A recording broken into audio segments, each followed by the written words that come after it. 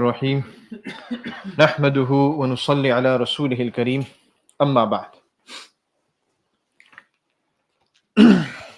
Talking about ways to control our desires, the author mentions to terminate evils, two methods are utilized: natural and unnatural. Number one, the natural method. This is to remove and repel evils by means of righteous actions and resolute thoughts. Islam has adopted this natural principle to destroy all evils. Establish salah so that one's connection with Allah subhanahu wa ta'ala becomes so strong that one is able to abstain from all sins. Discharge zakah so that one is saved from stinginess, greed and hoarding. Fast so that patience, steadfastness and an environment of compassion and sympathy could take deeper roots in you. Perform hajj so that you can pursue only the virtuous quality in all your efforts and sacrifice yourself for others, as well as develop a universal sense of equality and justice among all humans, regardless of creed, race, gender or social status. Whenever any evil was eliminated in this world, it was due to following these fundamental Islamic principles. On the other hand, when unnatural methods are adopted, then instead of evil lessening, they will increase in number and will spread like bushfire. Number two, the unnatural method. The modern world desires to stop evils by allowing a person to satisfy himself to the maximum. This philosophy is completely flawed. To stop a fire from spreading, water is utilized. Adding fuel to the fire in the hope that the fire will be put out is contrary to logic. If a person places a whole table full of delicious foods and drinks before a gluttonous person, will this create a decrease or an increase in his appetite? The only way to destroy the power of the nafs ammara is to shut the door by which it gains strength. Sins are a tonic for the nafs. Once it is deprived of this tonic, it becomes subservient and easily manageable. A few letters from youngsters involved in this evil action to a hakim. Number one, I am 21 years old. I have been masturbating since the age of 13. Now I am living proof of all these adverse effects listed on your website. I am weak, losing weight, can't think clearly, and my vision is dim. My cheeks have become just bony. Please, sir, help me out. Although I am aged just 21, I look like a 35-year-old. I am pale and depressed, so do help me. Number two, the only one real thing masturbation does to your life is it weakens both your spiritual soul and your physical body. I have been into it for like 8 years now, and the consequences are so destructive. My social life is zero, and I can't concentrate on anything. I suffer from loss of memory, and am frequently tormented by thoughts of committing suicide or running away from home. I am presently in my final year at college and finding it just too difficult to cope with academic concentration. I have lost almost all my friends too. Please pass this message on to whoever cares to hear that masturbation is a killer. It has almost killed me. Number three, I am 24 years old, unmarried. I used to masturbate regularly, like 2 times a day from the age of 16 onwards. Somehow I almost stopped the habit recently. Now I have developed tremor and shaking of my hands and cannot do any physical activities properly. Also, there is a pain in my hand joints. What should I do to cure this uncontrollable tremor of my hands? Is there any medicine that can cure my ailment? I am very tensed by this involuntary shaking hands and request that you prescribe some efficacious medicine to cure me. With regards. Number four, masturbation is almost ruining my life now. I am 23 but look 35 years old. All the side effects mentioned on your web page, like untimely memory loss, antisocial behavior, constant fatigue, are true. It is evil, very addictive, and very hard to stop, as my body seems to enjoy it. If anything, my body craves for it night in, night out, like thirst. This addictive habit takes real relief and happiness away from those practicing it. Sir, I cannot stop thinking about committing suicide, but I have no other option. Please, I need your help to stop this devastating habit on time. It is a slow killer. Number five, I am 38 years old and happily married. Due to excessive masturbation before marriage, now I am unable to satisfy my wife. Number six, I was 11 when I started masturbating, and now I am aged 15. I am experiencing severe cases of memory loss and lack of concentration and confusion. I was so bright and smart when I was younger, Now I have no self-esteem, absolutely no confidence, and I haven't been growing properly due to frequent masturbation. In fact, I am somewhat very short, and even my vision has somewhat been badly reduced as a result. What can I do to reinvigorate myself once more? Number 7, hello, I am a female facing a very big problem and in a pressing need for help and support. I started performing masturbation when I was 12 years old. Now my age is 18.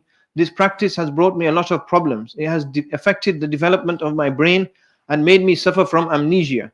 I easily forget recent events and any piece of information confided in me. And this forgetting affects my education in a negative way. Other harms resulting from this wicked practice is the physical exhaustion and loss of vitality. I sleep too much because I become easily exhausted every day. Please, I want to ask you, how can I quit performing this act? Next, will my memory become normal again, or will my forgetfulness get worse with the passage of time? How about now my lost vitality? Will I ever regain it? Please advise if there is any preventative measures capable of helping me recuperate my fresh memory, my physical vitality, and my lost relations with others. I need your help so much. Thank you very much. Remedy for masturbation. Remedy by Arif Billah Maulana Shah Hakim Muhammad Akhtar Sahib Rahimahullah.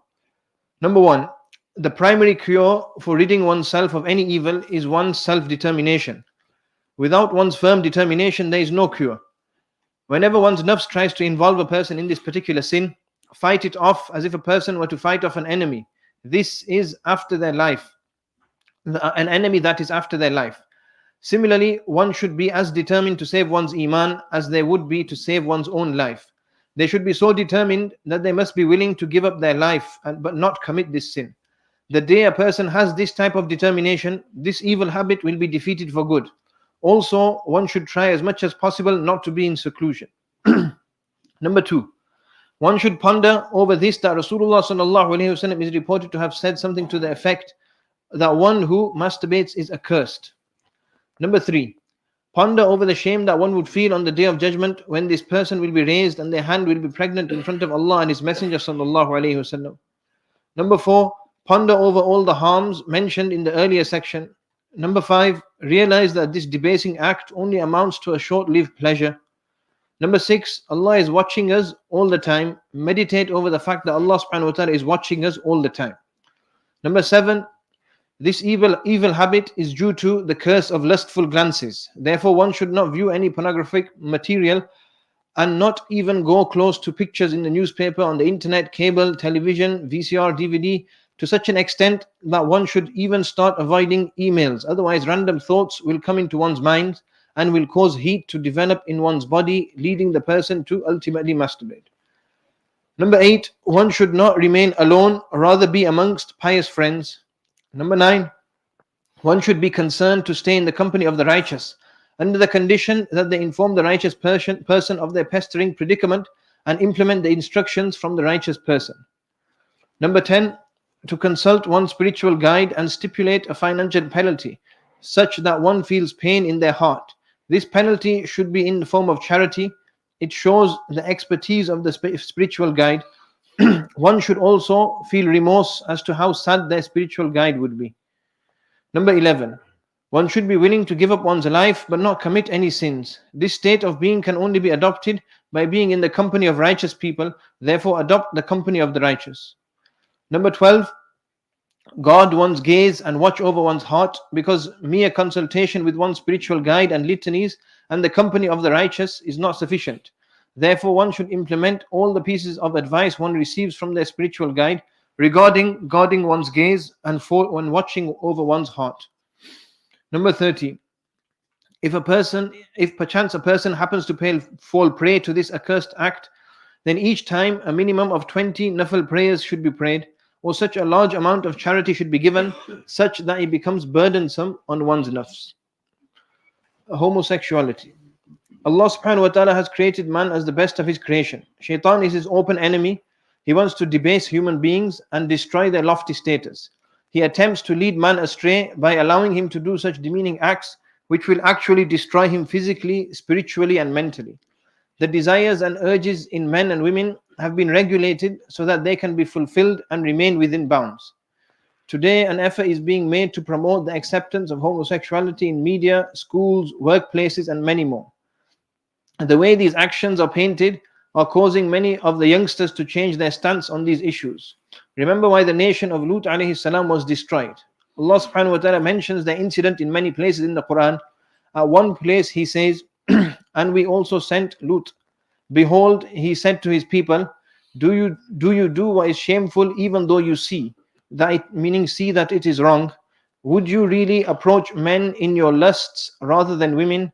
Nay, you are grossly ignorant people. But his people gave no answer other than this. They said, drive out the followers of Lut from your city. They are indeed men who want to be clean and pure.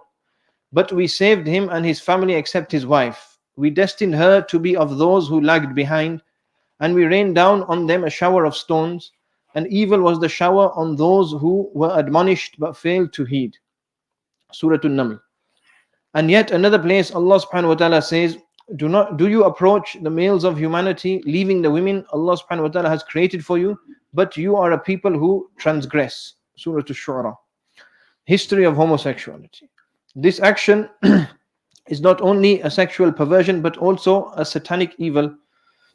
According to Ibn Abbas radiallahu anhuma, this evil act commenced when Shaitan came to these people in the form of a very handsome lad. He invited them to cohabit with him, but they indulged in this evil act with him, and then they became bolding in perpetrating this action. He explained this point to them. We sent Lut when he said to his people, do you commit such immoral acts which no one in the world prior to you committed? Meaning he attempted to prohibit them from this abnormal and immoral act in which they were involved. Not only were they involved in such an act, but they were the originators of such an act. The entire world was not aware of such an act. This accursed act was first taught to the people of Sodom by Shaitan and then spread to other parts of the world. Lut alayhi salam warned them of the evil consequences of this accursed act and wanted to wipe it out from the surface of the earth. He said, you lustfully approach men instead of women. No, in fact you are a transgressing nation. Meaning not only are you committing a sin, rather the commitment of such an abhorrent act is a clear indication that you have transgressed the bounds of human nature as well. These accursed people possessed many evil vices, but this was the worst of all. They had abandoned the natural way of fulfilling desires and took to homosexuality, practicing it openly without any shame. They eventually taunted their well-wishers. They regarded being pure and chaste as an outdated custom, worth being rejected by these pure people from their midst. Lut alayhi salam too proclaimed his hatred of this accursed action. He boldly declared, Inni li'amalikum min al-qaleen. Verily, I have extreme hatred for your actions. In response, Allah subhanahu wa ta'ala sent angels in the form of handsome youngsters to Lut alayhi salam. Lut alayhi salam became worried when he saw them, realizing that if his people came to know, they would attack these visitors and fulfill their immoral desires with them forcibly. Amongst the evils of this sickness is that one who becomes addicted to it becomes utterly without shame. When the news of the arrival of these young handsome boys was conveyed by the wife of Lut alayhi salam to these immoral people, they rushed to his house. Lut alayhi salam attempted to explain to them that they should fulfill their desires in a lawful manner by marrying women.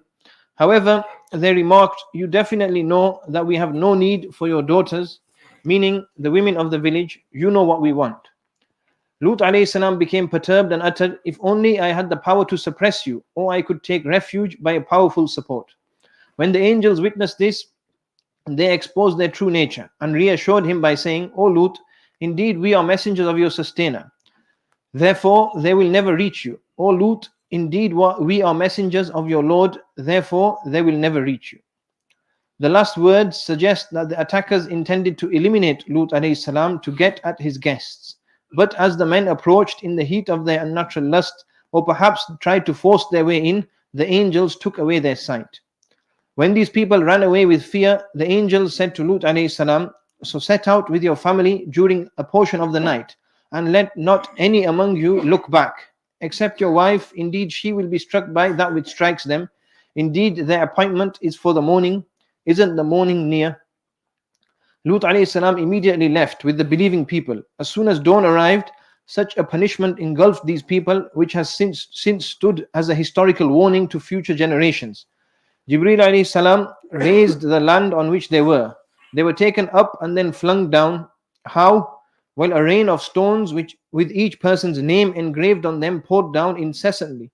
And this is how the entire community was erased from the face of the earth. As their nature was perverted, so too was the deserving punishment meted out to them, a heavy downpour of stones from above. Homosexuality has been sternly warned against by Rasulullah sallallahu alaihi wasallam in many ahadith. Rasulullah sallallahu alaihi wasallam is reported to have said, "That which I fear most for my people is the action of the people of Lut," i.e. homosexuality.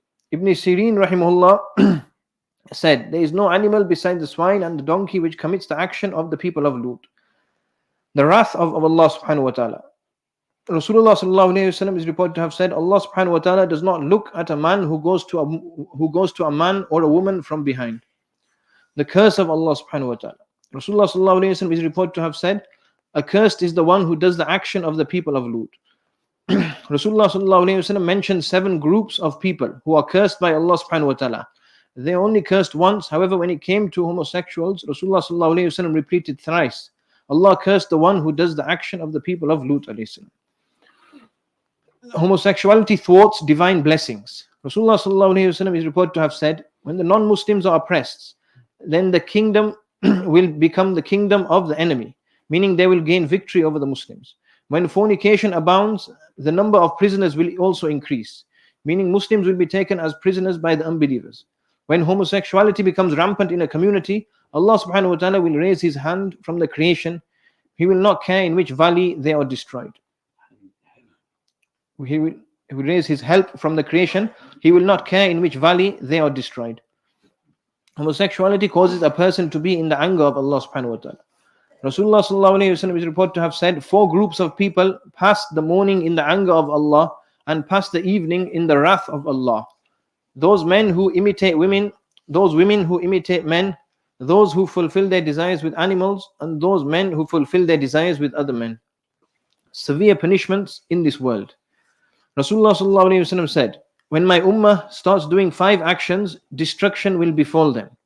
When cursing one another and wearing silken clothing becomes apparent, when they utilize musical instruments, when they drink alcohol, when men will suffice with men and women with women. It is narrated that Isa alayhi salam on one of his travels passed by a fire burning a person. Isa alayhi salam took some water to extinguish the fire. The fire then turned into a boy and the man turned into fire. Isa alayhi salam was surprised by this. He asked Allah subhanahu wa ta'ala to return them to their condition in the world so that he could ask them as to what had occurred. Allah subhanahu wa ta'ala granted them life. There was a man and a youngster. Isa alayhi salam asked them as to what had occurred. The man said, O Ruhullah, I was in love with this boy in the world. My desires compelled me to do the immoral act with this boy. When the boy and I passed away, he became a fire which burns me at times, and I became a fire which burns him at times. This will be our punishment till the day of judgment. Number 6, remaining impure perpetually. Mujahid rahimahullah said, if the person who commits that action, meaning the action of the people of Lut, has to have a bath with every drop of water in the heavens and on the earth, he would still remain impure. Number 7, sicknesses. Apart from sex workers, homosexuality is another natural habitat for HIV/AIDS. The United Nations estimates that 2 to 20% of men having relationships with other men are infected with HIV, depending on the geographic location they live in. The Center for Disease Control, the CDC, reports that in 2009 in the US, these types of relationships accounted for 61% of all new HIV infections, and that those who had a history of recreational drug injection accounted for an additional 3% of new infections. Among the approximately 784,000 people living with an HIV diagnosis, 396,000 were males in relationships with males. Around 48% of males in relationships with males living with a HIV diagnosis were white, 30% were black, 19% were Hispanic or Latino. Although the majority of these were whites, non-whites accounted for 54% of new HIV-related infections in 2008. A recent study estimates that for every 100,000 males in relationships with males, 692 will be diagnosed with HIV. This makes these relationships 60 times more likely to contract the virus than any other men, and 54 times more likely than women. The obvious reason for this huge difference is the anatomy of reproductive organs involved in this act. The HIV virus is more easily transmitted through unprotected anal intercourse than through unprotected vaginal intercourse, and men who report unprotected receptive anal intercourses are at an increased risk of contracting the HIV virus. Generally, the receptive partner is at a greater risk of contracting the virus because the lining of the rectum is thin and may allow the virus to enter the body through semen penetration and exchange. The insertive partner is also at risk because these infections can also enter through the urethra through small cuts, abrasions, or open sores. Also, condoms are more likely to break during this act. Thus, even with a condom, anal sex can be much riskier. The IV drug use is also one of the major risk factors, and the drug abuse, along with the promiscuity and homosexuality, increases the risk multifold. Lesbianism. Rasulullah sallallahu alaihi wasallam said, "No man should look at the private part of another man, nor should any woman look at the private part of another woman. No man should join another man in one garment, nor should any woman join another in one garment." Narrated by Imam Muslim. Sayyidina Ubay bin Ka'b radiallahu anhu said, "Close to Qiyamah, at the end of the Ummah, there will be certain actions committed. Among them are a man having intercourse with his wife or bondswoman in her anus. This is from the actions which Allah subhanahu wa ta'ala and His Messenger have prohibited, because Allah subhanahu wa ta'ala and His Messenger hate it. Amongst them is a man having intercourse with another man.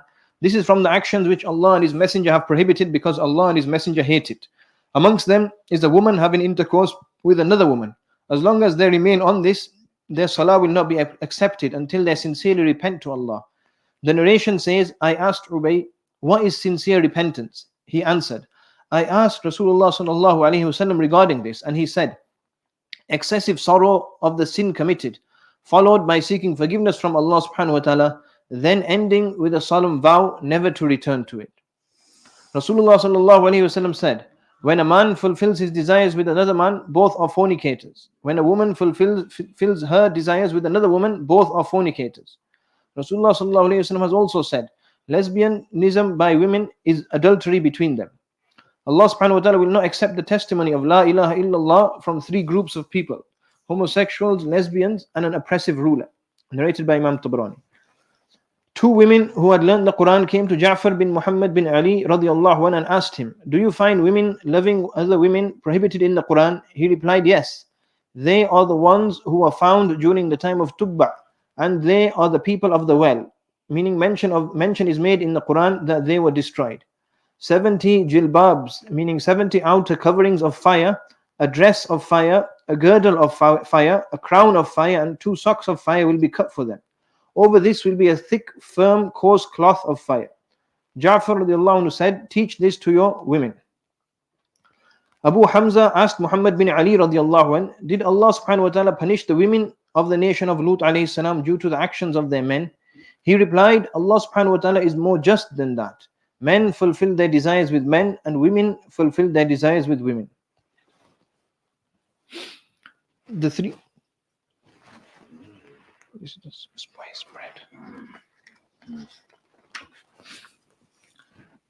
The three reasons why this practice of homosexuality has spread so rapidly in modern times. Rasulullah sallallahu alaihi wasallam, some 1400 years ago, advised men not to look at the privates of men, nor women to look at the genitalia of women, and not to sleep under one cover with the same gender without being fully dressed. Not adhering to this piece of advice is the start of all homosexual and lesbian behavior. Let's not blame the Almighty Allah if we crossed our own wires. Boys and girls today think it is cool to stare at their privates for hours on end in isolation of their homes. They secretly compare their privates with those of others in the gym or in beachfront bathrooms. They also study human anatomy in detail in magazines and on the internet. Many schools too expose children to sex from a very young age. All this leads to unnatural stimulation and experimentation, which they then regard as normal. Number 2, The second reason for the spread of homosexuality is the modern tendency of avoiding the responsibility of raising a family and undergoing the challenges of domestic life. However, other people also want to experience the pleasures of intimacy and the joys of parenthood. Married life has its challenges, but introducing a new challenge whereby the child doesn't know who is their mother or who is their father is simply ridiculous. Such people want their bread buttered on both sides and even toasted. Their reward to humanity for such behavior is that homosexuals are the primary carriers of deadly viruses for which modern medicine has absolutely no cure. Number 3, the third reason is to be blamed on fashion and the cosmetic industry. Clothing is not only unisex, making males and females similar in their appearance, but it has gone beyond that. The latest fashions depict men's clothing as brighter and louder, whilst that of women has to be even much brighter and louder. All this splash of color has contributed to the confusion of people's orientation. According to this, we now have vain men whose palms and chins, where the beard is supposed to grow, are smoother than those of women. Their bathroom cabinets are overflowing with all types of strange beauty potions, and they spend more hours in front of the mirror than women. All this obsession with the flesh has contributed much to the rise of these trends in modern times. Rasulullah ﷺ is reported to have likened homosexuality as worse than adultery. The crux of the above is our Creator Allah subhanahu wa ta'ala has prohibited homosexuality in no uncertain terms. Number 2, accordingly, it is not natural, in fact, it is something unnatural. Number 3, it is possible that a person becomes inclined to such activity due to the company he frequents, or the literature he reads or views, or other external influences. This does not mean that he has been born such. The hadith is very clear that every person is born on fitrah, or the natural instinct of what Allah subhanahu wa ta'ala wants of us. Number 4, Islam strongly condemns the act of homosexuality. Those who are involved in this heinous sin may, however, turn back by repenting from this evil and seeking the forgiveness of Allah subhanahu wa ta'ala, whose mercy is endless. For He will never cease to forgive any sinner who repents sincerely. As such, it is not the people who are disdained in themselves, rather it is the heinous sin that they accommodate in themselves that make them to be accursed. If these very people repent and mend their ways, Allah subhanahu wa ta'ala will definitely forgive them. Number 5. Hence, if you sincerely repented from these actions, Allah subhanahu wa ta'ala will definitely forgive you.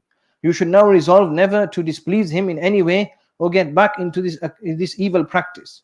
Do not engage in any illicit relationships. Strive to make up for your past sins. Cry before Allah subhanahu wa ta'ala and seek His help in granting you a compatible, devout wife. May Allah subhanahu wa ta'ala ease every Muslim's difficulties and protect all from sins. May Allah subhanahu wa ta'ala keep every Muslim steadfast on tawbah. And may He grant virtuous, compatible spouses who will be of assistance to each other both in this world and in the hereafter. But why is it prohibited? To understand this, one must first acknowledge that Allah subhanahu wa ta'ala has laid down a deen for us to practice on. None can question Him with regards to the why. It is also imperative to understand that many laws of Sharia cannot be understood. For example, why do you have to pray specifically 5 times a day? Why have men been prohibited from wearing silk? In the same vein, why is homosexuality prohibited? We are first and foremost the slaves of Allah subhanahu wa ta'ala. The position of a slave is to obey without question. This worldly abode is no more than a test from Allah subhanahu wa ta'ala. Allah subhanahu wa ta'ala has allowed and permitted many things. However, He has also imposed restrictions. These restrictions range from what we are permitted to consume all the way to the extent to which we may derive pleasure from our spouses. An example of this is the case of anal intercourse with one spouse. This has been prohibited as was understood by the hadith quoted earlier. However, jurists of the past have ventured to try and explain some religious tenets behind certain rulings and laws. Quite a few remain unexplained to date. When it comes to homosexuality, we have stated that this is an unnatural act. It goes against basic principles of procreation and is considered to be beneath human dignity. We shall now list a few arguments made for homosexuality and the responses. Number 1, is this act unnatural? Today we find advocates for homosexuality claiming that this act is not unnatural, as it has been observed amongst animals as well. If the criteria for defining the morals and ethics of humanity is based on the conformity with actions of animals, then we truly are fighting for a lost cause. How many strange and odd practices are found in the animal kingdom? Will we venture and assert that they too are natural? It has been observed that a female mantis will bite off the head of its mate during intercourse. A black widow spider is reported to feast on her male partner soon after copulation. In other words, a male spider mates only once and then is devoured by the female. Other unnatural acts range from necrophilia to aphophalation. Is all this now natural simply because animals do it? If we do accept homosexuality as a natural inclination, will we also accept as natural all other inclinations experienced by people such as necrophilia, pedophilia, bestiality, and incest? What would be the main difference between all of these acts? In reality, it seems like modern society is fast and willfully heading towards this direction. Some countries have begun legalizing consensual incest between adults. Are these really morals and ethics we wish to emulate? Number two, why is it a problem if it doesn't harm anybody? An argument often raised is that no one is harmed in homosexuality, and it is a consensual act between two adults. Consider this: if two siblings consensually agree to sleep with each other and refrain from creating inbred offspring, will this now be acceptable since there is no harm? May Allah subhanahu wa ta'ala protect us. How was a line drawn between an inclination which is acceptable and an inclination that is not? We must understand the morals and ethics set by Allah subhanahu wa ta'ala are objective, whereas the morals of secular societies today are subjective. This is evident if one is to observe societies today. How then can we alter our values and morals, especially if the alternative is pure self-indulgence? Number three, why was I born with these inclinations? An argument often put forward is that these are inclinations with which one was born with. This cannot be accepted, as Rasulullah ﷺ clearly stated, each child is born upon a natural disposition. In Islam, the discussion of whether these urges are because of nature or nurture is really quite irrelevant. By this, we do not mean that we do not have an answer to this question. We believe that the nature of that Allah subhanahu wa ta'ala created us upon is that in terms of sexuality at least, opposites attract. But it is likely that some people have corrupted this nature themselves, or it has been corrupted by external influences. More often than not, these inclinations develop as a result of prolonged exposure to depraved and corruptible environments, similarly to what is seen in many other human traits. It is possible that this rise in unnatural inclinations exists because of the proliferation of hypersexuality all around us. Everywhere one looks, the eye is met by obscene pictures, suggestive posters, indecent advertisements of nearly nude men and women. This has desensitized us to such an extent that we now crave for more, and there is no end in sight. Looking at barely covered models hardly arouses us anymore. Our sexual desires have now become insatiable. Children do not portray sexual interest in other genders until ages that are close to puberty. Are we to believe that they remain unaffected by the sexuality and decadence constantly floated in front of their faces? All these factors play a much larger role than are given credit in determining sexual preferences. Number four, I do have these inclinations. What now? Hypothetically speaking, if we were to accept that such an individual naturally experiences these inclinations, then such feelings still do not justify acting them out. This will be considered to be a test from Allah subhanahu wa ta'ala. Remember, one will not be questioned regarding his inner thoughts. However, once these thoughts are brought into action, one will have disobeyed Allah subhanahu wa ta'ala. An innate inclination towards homosexuality does not render it ultimately acceptable. A person experiencing such thoughts is required to curb his desires, just as is in the case of one who is inclined to a woman who is haram for him. Both are required to control their desires and abstain from indulgence. Number five, what does the Bible have to say in this regard? Islam is not the only religion to condemn homosexuality. Consider the following passages from the Bible. In Corinthians, in the Standard English Version, "Or do you not know that the unrighteous will not inherit the kingdom of God? Do not be deceived. Neither the sexually immoral, nor the idolaters, nor adulterers, nor men who practice homosexuality, nor thieves, nor the greedy, nor drunkards, nor revilers, nor swindlers will inherit the kingdom of God." Leviticus 18:22. "You shall not lie with a male as with a woman. It is an abomination." Leviticus 20:30. "If a man lies with a male as with a woman, both of them will have committed an abomination. Then they shall surely be put to death, their blood is upon them. In conclusion, the religion of Islam is the final religion revealed by Allah subhanahu wa ta'ala. The divine laws laid down are there to maintain human dignity and cover all possible aspects of human life. A fervent Muslim is required to submit to these divine edicts and accept the commands of Allah subhanahu wa ta'ala. The biased propaganda of the modern world against Islam is constantly at odds with the values of our deen. These are difficult times we live in. We must stay steadfast upon the truth no matter how difficult. Bear in mind that this is a sensitive and delicate matter. We must always conduct ourselves with dignity and represent our faith with the character of our beloved Rasulullah sallallahu alaihi wasallam. This beautiful religion of ours does not promote hatred among the people regardless of creed, race, gender, social affiliation and the likes in any form. I am attracted to my own gender. What should I do? Desires with people of the same gender is quite possible. The demand of Iman is to control these desires. One should abstain from gazing at such people if one's desires are stirred on seeing them.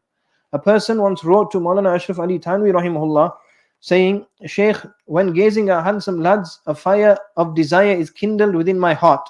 Please help me. His reply was, together with turning away the physical gaze, the mental gaze should also be turned away. The simplest way of achieving this is by directing the thoughts in another direction. It is a unanimously accepted principle of psychology that the mind cannot concentrate on two varying subjects simultaneously. Thus, no effort should be expended in attempting to remove these thoughts, as this is extremely difficult, nor should the causes be entertained, as this would only compound the problem. The best remedy is to redirect the thoughts, and the problem will be automatically solved. This is the only effective solution. At times, such terrible thoughts afflict the mind that a person begins to doubt the validity of his Iman. There is no need for concern so long as these thoughts appear and are not voluntarily acted upon or entertained. It is also recommended that a'udhu be recited on such occasions. In short, dhikr is an invaluable remedy to this problem, since turning the attention to Allah subhanahu wa ta'ala means turning the heart away from everything besides Him. Thus, the devilish whispers to do wrong will immediately stop, as the mind cannot concentrate on two things at the same time, and Allah subhanahu wa ta'ala knows best.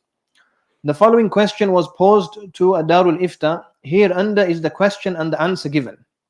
Question: I am a student studying medicine. In my faculty, I hear lots of conflicting arguments over homosexuality. I see evidence on the biological accounts with regards to gay and lesbian people. For example, I've seen children whom I examine with extra amounts of testosterone, the male and female hormones, which cause them to be attracted to the same gender. I know that this is completely prohibited in Islam, and I completely agree. But how do I respond to such cases based on my medical and psychological observations? What is the exact ruling as to why gays and lesbians are prohibited? How can I respond to other Muslims who argue that some people are born this way with hormone imbalance in their body causing this attraction? Answer: there have always been cases of effeminate men and masculine women throughout history. Such was prevalent even during the time of Rasulullah sallallahu alaihi wasallam. These biological variances do not legalize what Allah subhanahu wa ta'ala has prohibited. There are many people that are naturally aggressive, and many are naturally passive, many that are prone to violence, and many that are naturally submissive. This does not justify taking advantage of the weak or of one person abusing another. Natural tendencies or inclinations do not justify or legalize divine prohibitions. Man by nature is attracted to and lusts over women and vice versa. This does not legalize rape, fornication or adultery. Women by nature are jealous of women who are more attractive or popular than themselves. This does not justify catfish and malicious behavior. Similarly, being attractive to the same gender does not legalize homosexual behavior. Some may say that in others' behavior there is an innate urge to harm others. In homosexual behavior they may say no one is harmed. It is the choice of two consenting persons. This is untrue. There is much harm in homosexual behavior, and that harm affects society as a whole. One of its most disastrous harms is that it effectively disintegrates the natural family system. We must be conscious of the fact that homosexual and liberal sexual behavior is aggressively promoted and celebrated by modern media. At the same time, chastity, marriage, and family values are disparaged and ridiculed. This has played a major role in the erosion of the family unit and the increasingly high rates of divorce that have currently beset our society.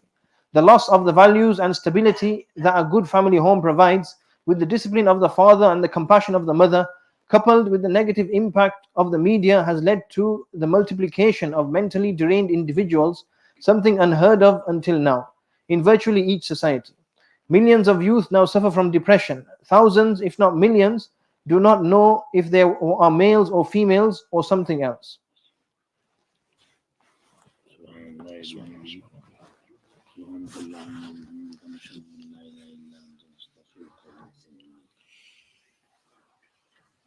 बहुत important topic है, sensitive भी है, लेकिन पढ़ना भी जरूरी है। अगर हम अपने बच्चों को नहीं सिखाएंगे तो कौन सिखाएगा? चलो, अल्लाह मौलाना मूसा साहब को रिज़ाए खैर। आमीन। ये भी बंदे को लेकिन चाश की नमाज बाकी पढ़ लो भी टाइम पे।